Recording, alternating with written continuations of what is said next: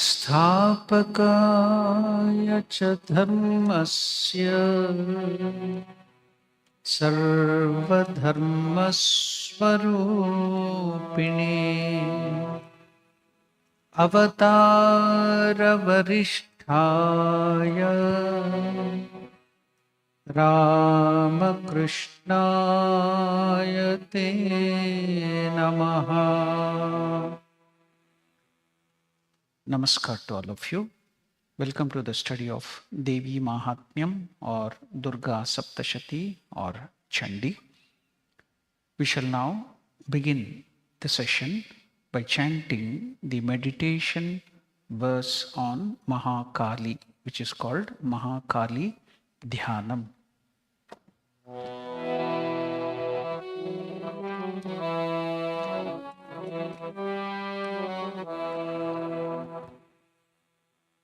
ॐ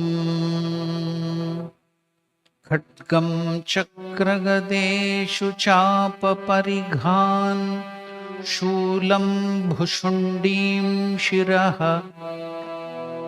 शङ्खं सन्धदतीं करैस्त्रिनयना सर्वाङ्गभूषावृताम् यां हन्तुं मधुकैटभौ जलजभूस्तुष्टावसुप्ते हरौ नीलाश्मद्युतिमास्य पाददशकां सेवे महाकालिकाम्.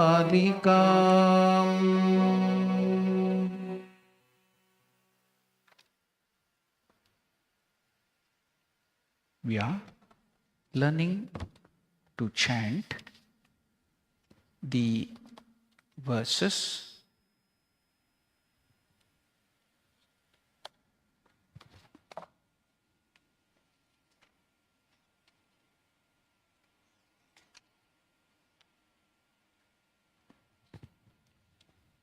(45) onwards in the page 11. Devi Mahatmyam, page 11. From the 45th verse, we shall now learn to chant. Please repeat these verses after me.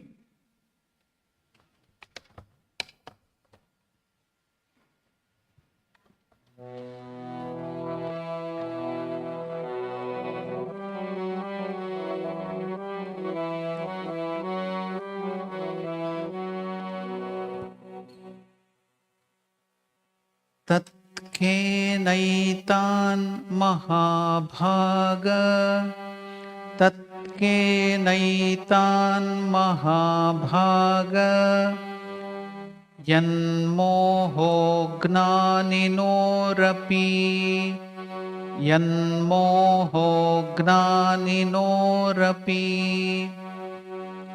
ममास्य च भवत्येषा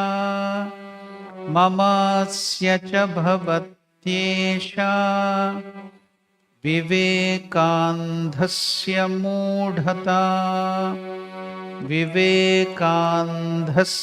मूढता. ऋषिरुवाच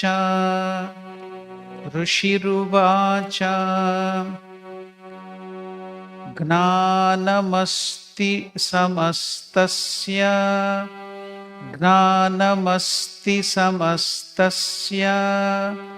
जन्तोर्विषयगोचरे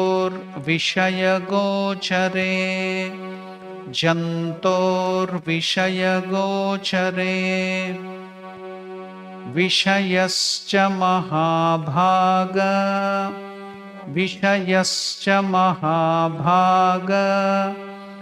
यान्ति चैवं पृथक्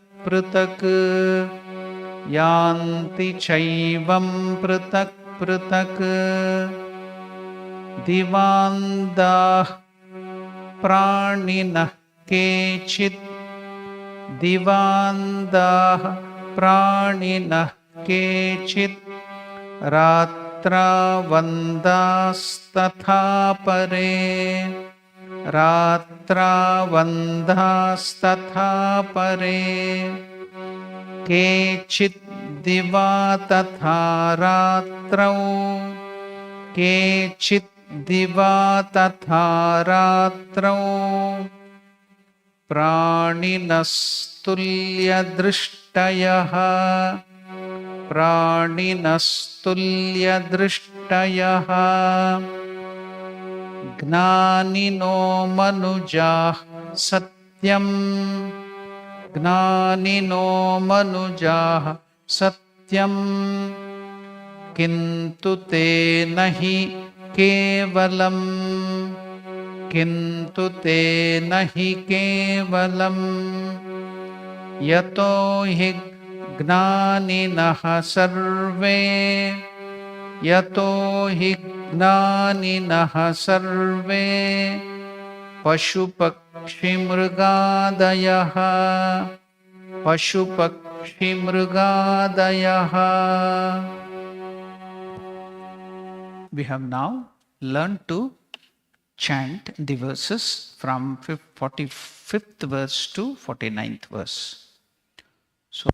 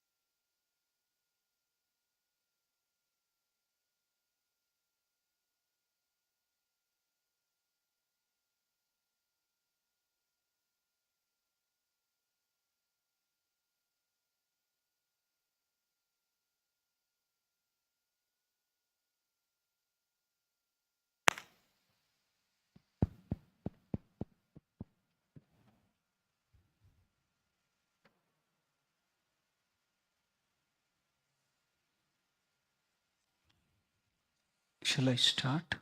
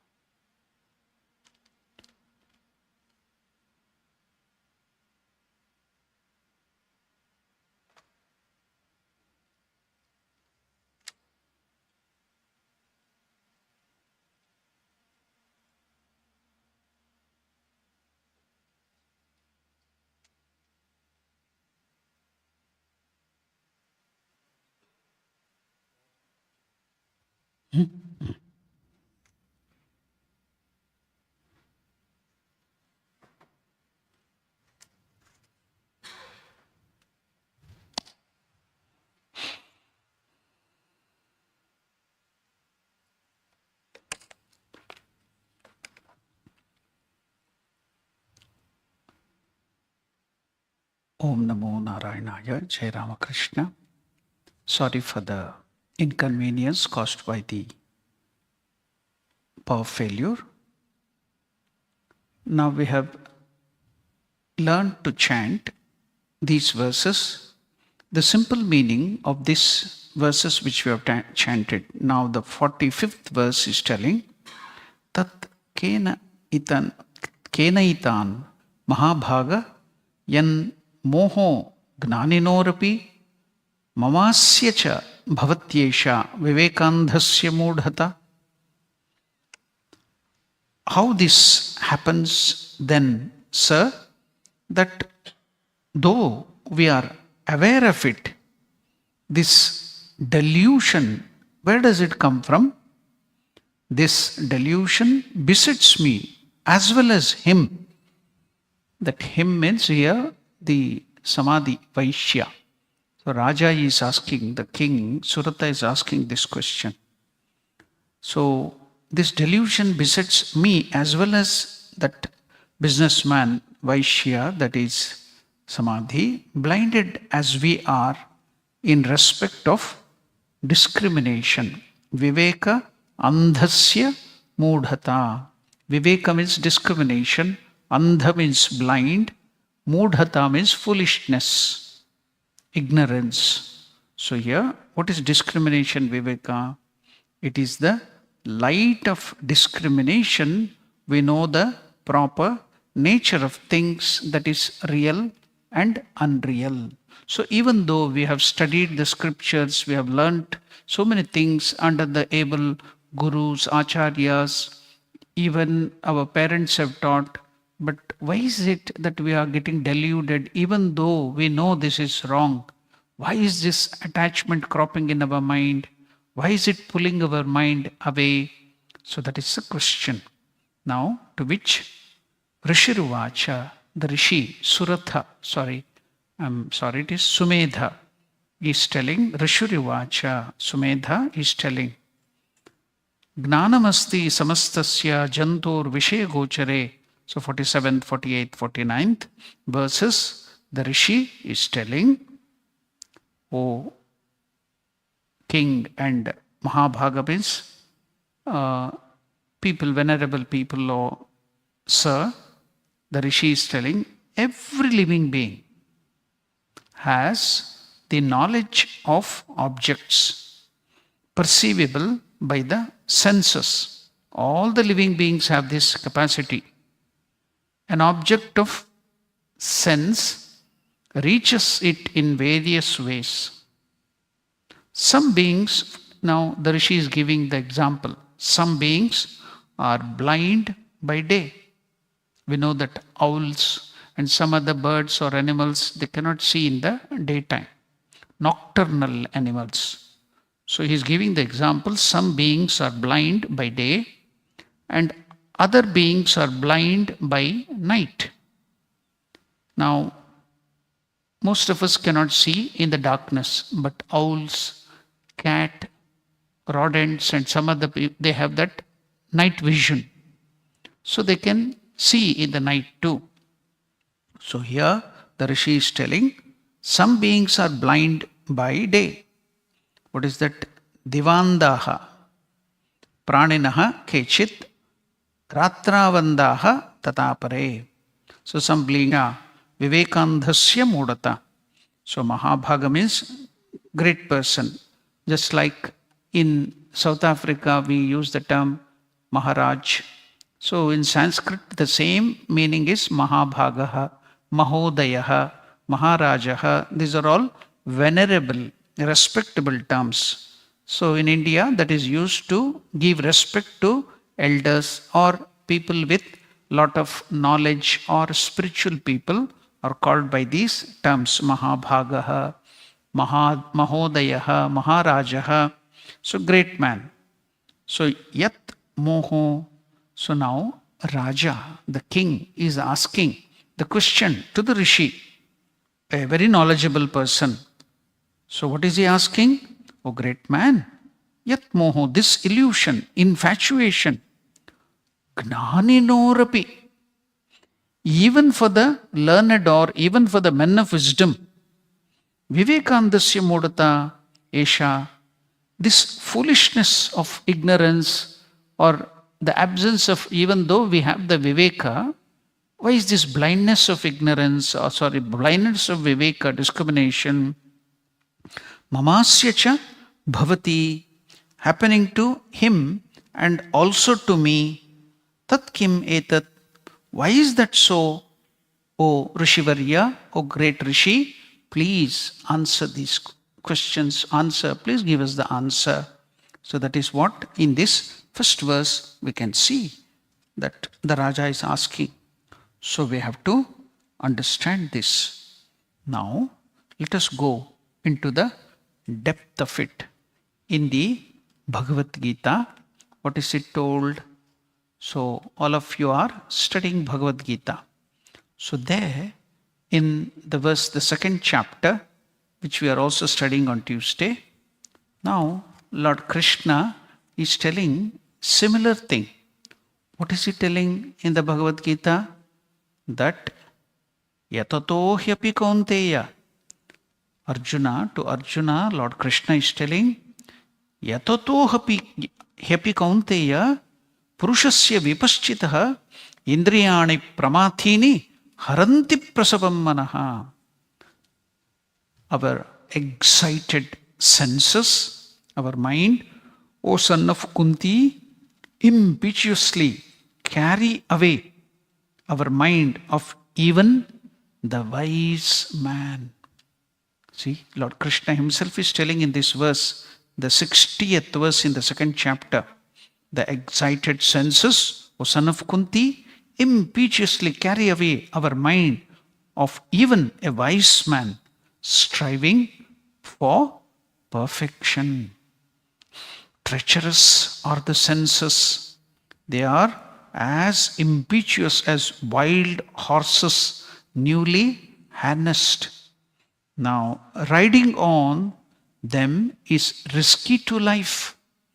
The major portion of spiritual discipline to which an aspirant subjects himself is actually the warfare that he carries on with this wayward senses and our mind. Innumerable are the defeats that he suffers at their hands and at the initial stage. You know the great Raja, Kaushika Maharaja, who later on with great tapasya, he became the Maharshi. What was his name? Vishwamitra. He became Brahmarshi and he discovered and gave us the wonderful Savitri mantra or Gayatri mantra. So before that, he had to struggle so hard. He was tempted while he was doing tapasya. Indra sent some of the damsels and he had to fall down. His mind went away. So we have to, in our life too, we suffer at the hands of these mind in the initial stages. So now it is actually a warfare that the spiritual aspirant carries on with this wavered mind or the senses. Innumerable are the defeats that we suffer at their hands at the initial stages. Now, repentance, so much spoken of by a section of theologians as a means to win the mercy of the Maker, is none other than the moral man chewing the cud of the rebuffs and reverses that he has had from the restive senses. Conquest of these senses is the means for the attainment of excellence here and hereafterwards. The refinement of an individual or a society is measured by the yardstick of self-control. Again, in the Gospel of Sri Ramakrishna tells about this wavered or uncontrolled mind, wavered senses. Ramakrishna tells in the Gospel, people who live in localities infested with venomous creatures, poisonous creatures, should always be alert and mindful of the danger. Even so, people intent on spiritual growth should guard themselves against indulgent senses tainted with lust and greed. So that greed, the lust, kama, krodha, mada, matsarya, lobha, moha, all these things, ari, shadvarga, 6 group of enemies are there within our mind, within our heart. So they will be pulling us down. Our mind wants to go up. We have all the knowledge, but they will not allow. So all these things are being discussed in Bhagavad Gita. Again, I will take you through about these wavered senses with the words of one more great soul, that is Revered Swami Ranganathanandaji Maharaj. What does he tell about this thing? It's so interesting. About the same verse, what is Ranganathanandaji Maharaj telling about this Bhagavad Gita verse? Yatato hyapi kaunteya purushasya vipaschitaha indriyani pramatini haranti prasavam manaha. The turbulent senses or mind, O son of Kunti, do violently snatch away the mind of even a wise man who is striving after perfection. These are all truths which every human being, boy or girl, should know. If character development is the goal of education, what is the constitution of our human system? What are their characteristics? We should know them. We should know how our mind behaves. So if you don't study, if you don't know the nature of our mind, then we will be suffering again and again. So we have to study. So all these study will help us. We should know them. Then we can fare better. Ignorance is no fun. In this whole physical system, this sensory system of the human being is very powerful. Every action comes because of its impulse. So let us know the nature of that sensory system or the mind. Now, Ranganathanandaji Maharaj brings the word yatato hyapi kaunteya. Even though one is struggling to discipline the sensory systems, a wise man, a spiritual sadhaka, purushasya vipaschitaha, even of a very intelligent, wise person, even such a person finds that the sense organs or the mind are dragging him or her. Indriyani pramathini haranti prasavam manaha. The powerful senses, organs, they drag away the mind of even a wise man. That is the nature of our mind. So we have to study our mind. Now, in all our books of the science of spirituality, you will find this subject being expounded. This emphasis on sense restraint as no meaning if the human being's personality ends with the body, sense organs, and the mind.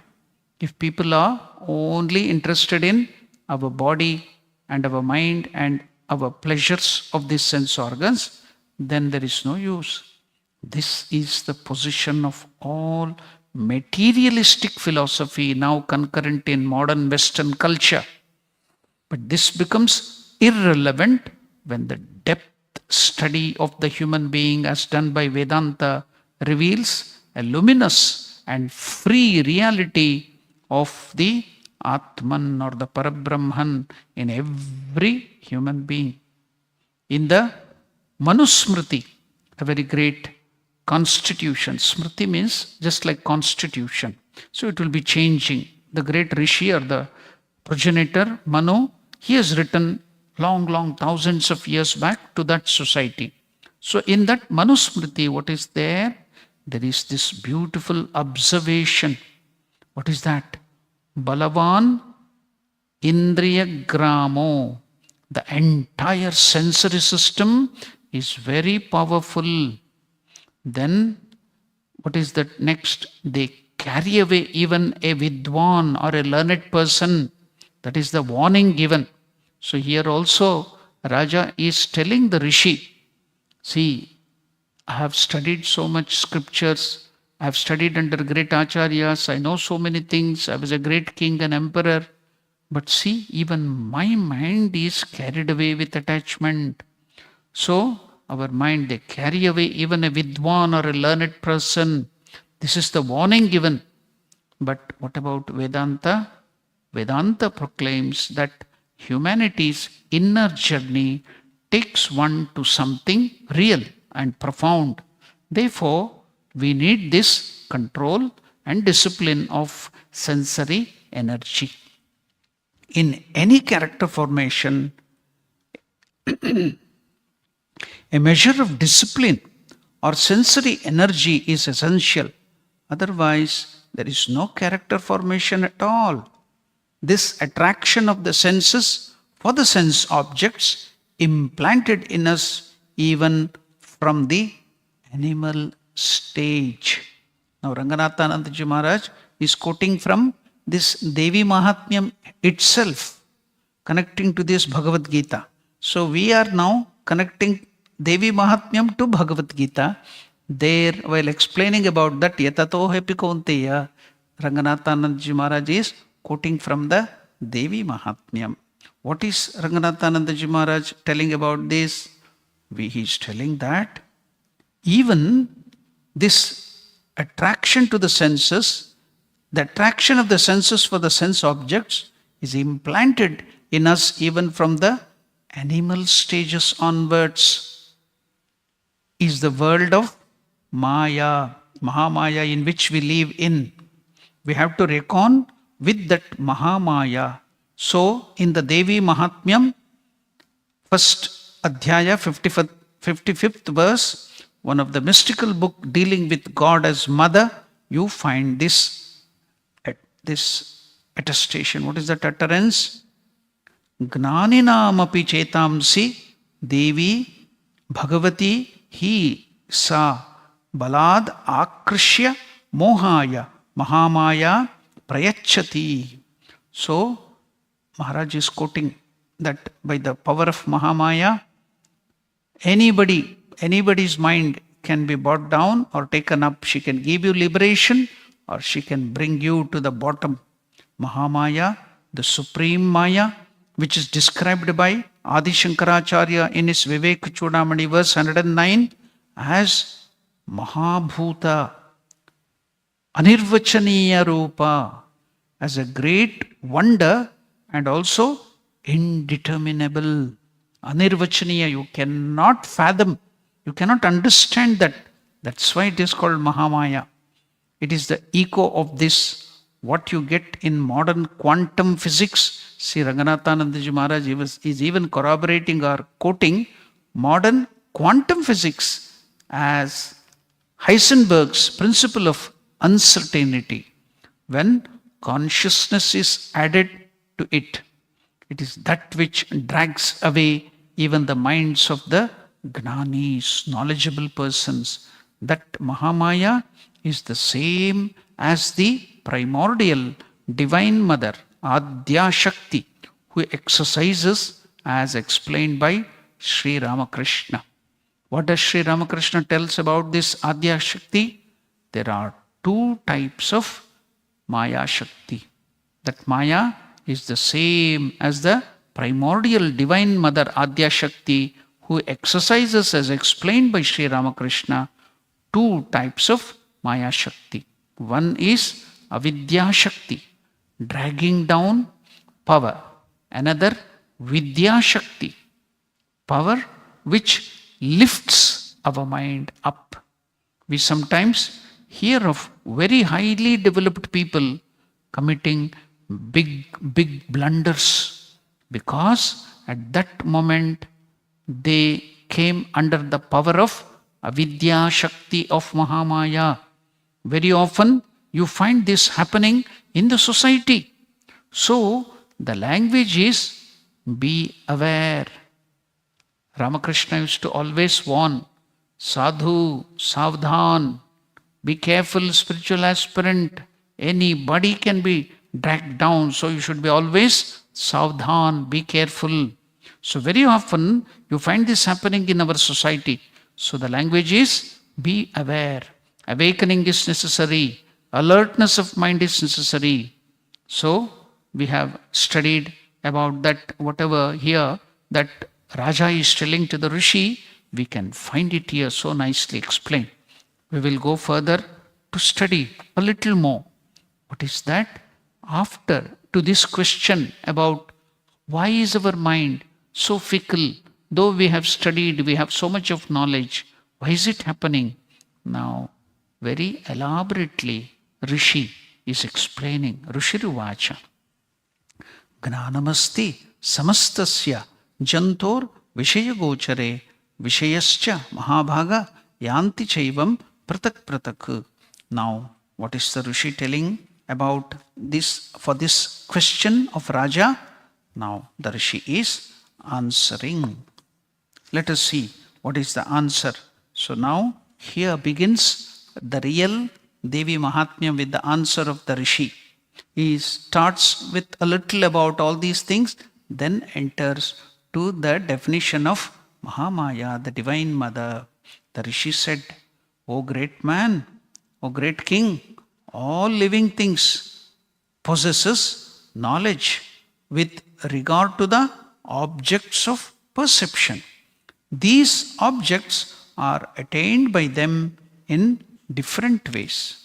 Then in the next verse he is telling Divandaha Praninaha Kechit Ratravandaha Tatapare Kechit Diva Tatha Ratrau Praninas Tulya Drishtayaha. What is the meaning of this? Kechit Praninaha, some creatures, Divandaha, are blind by day. Tatapare, yet others, Ratrau Andaha, are blind by night. Tata Kechit, yet there are some Praninaha, beings, Divaratrau Tulya Drishtayaha, can see in the day and at night equally. Some beings are blind by day and some are blind by night. There are yet others that see equally well during night and day. Yes, now when this is being explained, you may tell, why is the Rishi telling about the vision of the living beings? Some are blind at night, some are blind during the daytime. Some living beings, they can see both in the day and the night time. What is this? How is it connected to the spiritual life or the control of the mind? Yes, we will see that. Again, we will go to connect it to Bhagavad Gita. In Bhagavad Gita, Lord Krishna has told about it. So before that, let us see the next verse, the meaning of the next verse. Gnanino manujaha satyam kintu te nahi kevalam yatohi gnaninaha sarve. Now, here the Rishi is telling, Satyam, it is true. Gnaninaha, manujaha, men are knowledgeable, intelligent, sentient. Kintu te nahi kevalam, yet they are not the only ones who are intelligent and sentient. Yato, for sarve pashupakshi mrigadayah, all domestic animals, birds and wild animals, he Gnaninaha are also knowledgeable, intelligent, discerning. It is true that human beings are intelligent, they have the discriminative faculty, but animals are also intelligent, but only they don't have the discriminative faculty, viveka. Yet they are not the only ones. Animals and birds also possess the cognitive faculty. Now we shall go to see why this Rishi is telling about the blindness, the day and the night, and we can get the connection in Bhagavad Gita. What is it told in the Bhagavad Gita about this day and night? Do you remember? In the Bhagavad Gita, one beautiful verse is there. That is also a little cryptic.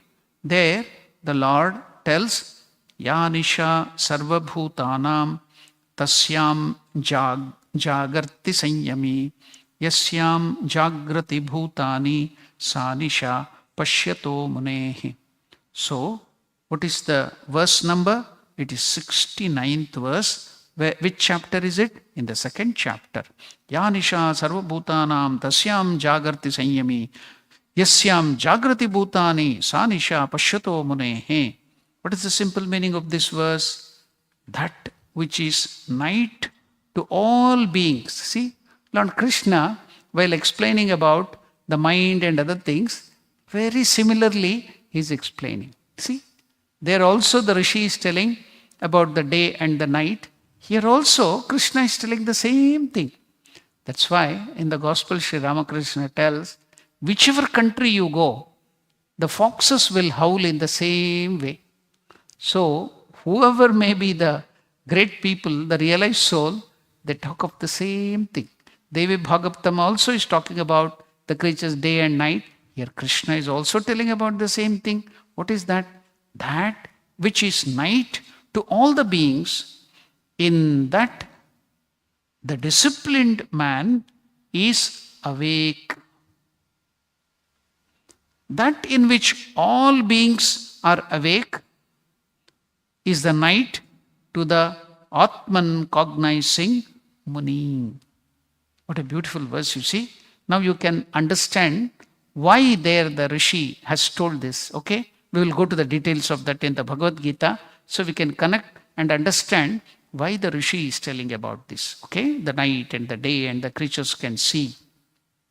The faculty of seeing varies with beings in the physical plane. While man is able to see distinctly in broad daylight, owls and tigers are not able to do so. Day is therefore virtually night to them. And what is night to man actually serves as day to them. For they then discern well. Day and night as physical facts are one thing, as of practical value quite another, for beings differently constituted. Now, the true meaning you can get. What is the true meaning? Men are not all wakeful to the same thing. How is that? A thief is well posted with particulars in his field, while the rest are all hidden in darkness to stealing. To a gambler, his gambling or the game is as bright as day. Other concerns about doing good to the world, once the famous person, the Indian agencies are after him. He received so much of money and ran away to England, Malya. So he was a rich man in Bangalore. One of our Swamijis who was doing a lot of service in the village to the poor people, because he was very, very rich, he went to ask donation for the village work or the medical work or the poor people's upliftment. You know what was the reply of that person? He told, Swamiji, I don't have time for gambling and putting my money there. Where shall I give you money for all the poor development and other things? So for him, that gambler, whichever, you may have lot of money. So his day, or he is awake in that field. But for him, poor upliftment and doing service to the poor, there it is night for him. You see, day and night varies. Physical plane, it is something else. But if you come to the human plane, it is something else. So men are not at all wakeful to the same thing. So to a gambler, his game is as bright as day. Other concerns being enshrouded as if in darkness. The learned, so suppose, what about the learned? The learned see well into the literary world, unmindful of everything else. The same world opens up different vistas to different people in accordance with their dispositions, according to your nature.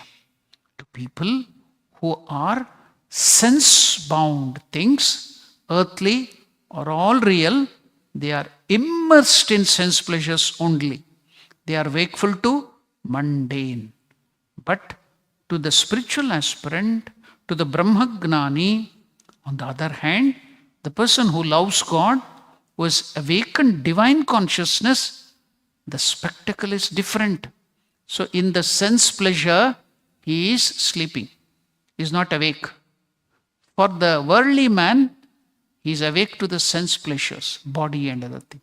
But for the spiritual aspirant, he is sleeping there.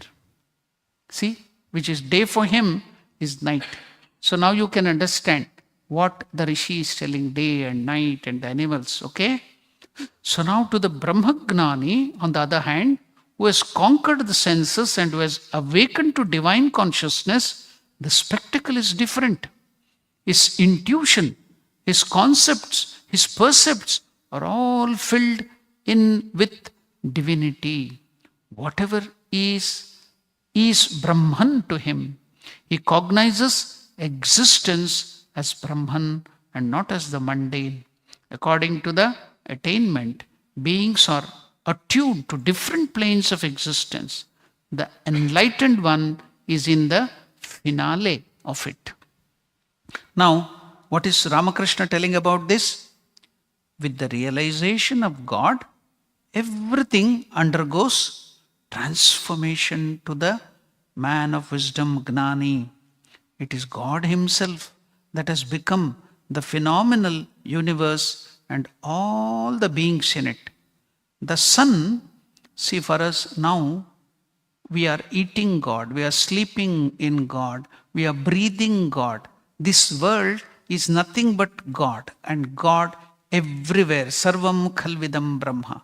Because we have desire, lust, kama, krodha, mada, matsarya in our heart, we see this same God as the vastu or object of enjoyment. But once you get the wisdom and that lust and other things are removed, purity of the heart comes in, then this very same world will be shown to you as God. So that is, now you can see the night and the day. You can understand now better. Ramakrishna is so nicely explaining it is God himself that has become the phenomenal universe and all the beings in it.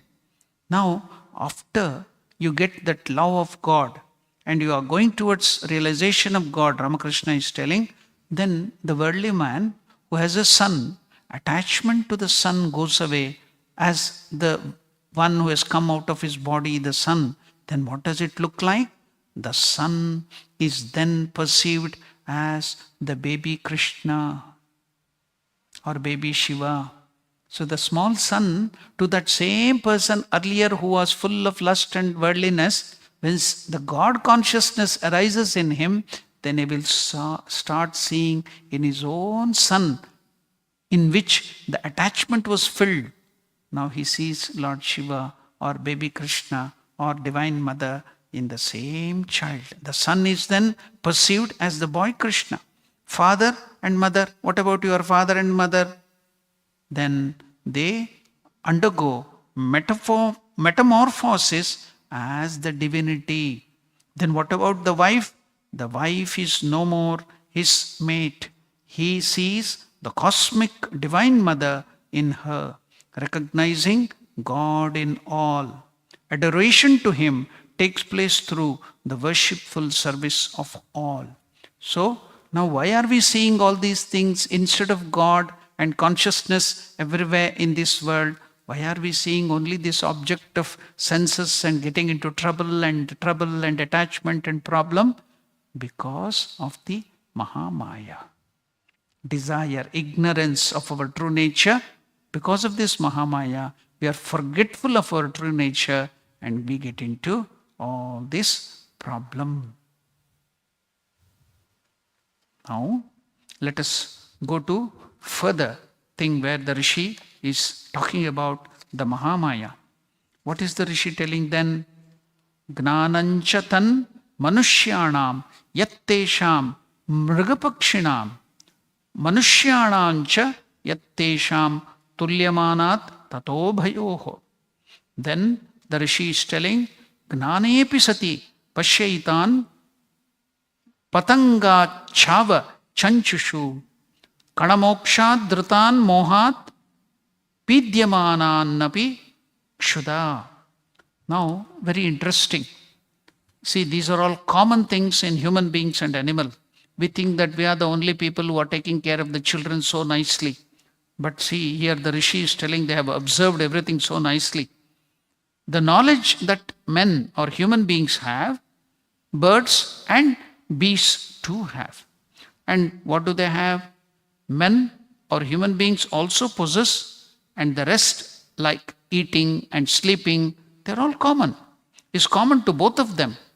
Look at these birds, which though they possess knowledge and they are themselves distressed by hunger. Now the birds, the monkeys and other animals, they are hungry. They don't get food. They go in search of food. They get it in their own mouth. They are so hungry. They will not eat it. What do? The bird will, I have seen the birds doing that. The myna bird and the other bird, I have seen pigeons also with my own eyes. What is that? They will eat the food because the baby bird cannot digest it.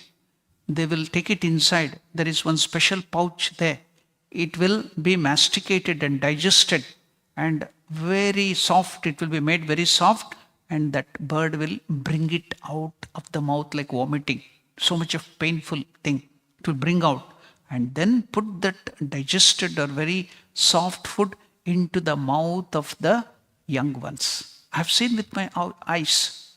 So, we don't do that to the children. We just feed the children, that's all. See how the mechanism is there in the birds. I have seen with my own eyes, the bird doing that.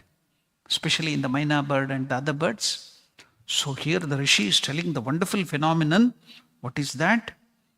Everything is common. See, look at these birds, which though they are hungry themselves, they are distressed by hunger and thirst, yet because of the delusion or attachment to their own young ones' children, they engage in dropping grains or the food into the beaks of their young ones. Human beings are attached to their children because of greed for return of help. Birds, they don't expect. Animal, they don't expect. There is no expectation. It's only attachment. They give food.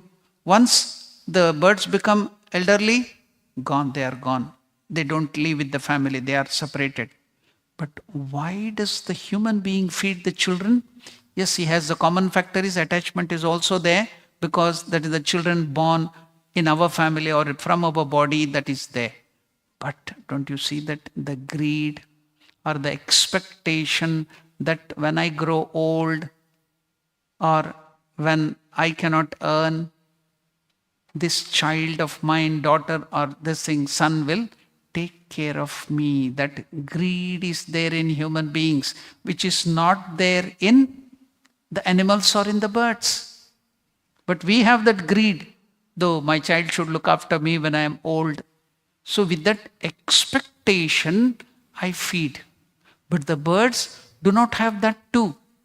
So see how nice the Rishi is explaining that human beings are attached to their children because of greed for return of help. Do you not see this? Even so, men are, that is, human beings are hurled into the whirlpool of attachment, the pit of delusion. How? Now comes the real thing through the power of Mahamaya. The great illusion who makes the existence of this world possible. Marvel not at this. This Mahamaya is the Yoga Nidra of Lord Vishnu. The Lord of the world, Vishnu, this Mahamaya is the Yoga Nidra. It is by her the world is deluded. Verily, she, the Bhagavati, Mahamaya, forcibly drawing the minds of even the wise, throws them into the delusion. She creates this entire universe, both moving and unmoving. But if she is worshipped, if she who, when propitious, if you worship her, serve her, becomes a boon giver to human beings for their final liberation. She can put you down, but if you take shelter and pray to her, she can lift you up. Both she can do. That is what Master told. Vidyamaya, Avidyamaya. See now, the real thing has come. The Rishi is telling. Gnane sati pashyaitan. We studied that. Manusha, Manuja, Vyagra, Sabilashaha, Sutan, Prati, Lobat, Pratyupakaraya, Nanvetan, Kinna Pashyasi, Tatapi, Mamatva Varte, Mamata Varte, Mohagarte, Nipatitaha. Now comes the real study of Devi Bhagavatam. Mahamaya Prabhavena Samsara Stitikarani. This whole world is going on because of the power of Mahamaya. So everything in this world, what you see, this wonderful galaxies, wonderful universe, wonderful stars and planets, she is called Akhilanda Koti Brahmanda Janani. Millions and millions of universes, what you see, are all created in her womb, and she is playing with that. It is all a play to her. That is divine Maya. So that is the study of this power. Devi Mahatmyam is the glory of that Devi, which we are now going to study afterwards. So let us stop our study here for today. Then we will do that the next Friday, if the Divine Mother wills. Now we shall hear the praise, the glory of the Divine Mother in the recording Sarva Mangala Mangalye, which the Divine Mother was praised by none other than Brahmadi Devatas. The other Devatas, the gods and other people are praising her glory. Let us hear with devotion.